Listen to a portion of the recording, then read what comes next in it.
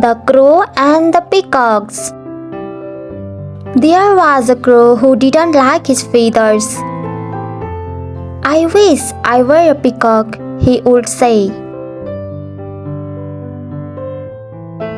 "You are beautiful as you are," the other crows insisted, but he paid no attention and flew off to admire the peacocks.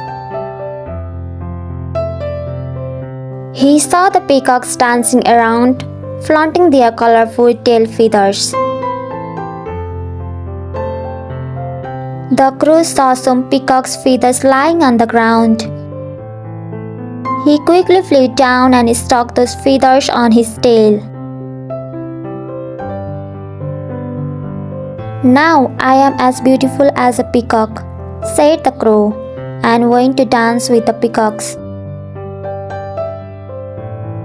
The peacocks told him angrily, "You are not a peacock," they said. "Go away."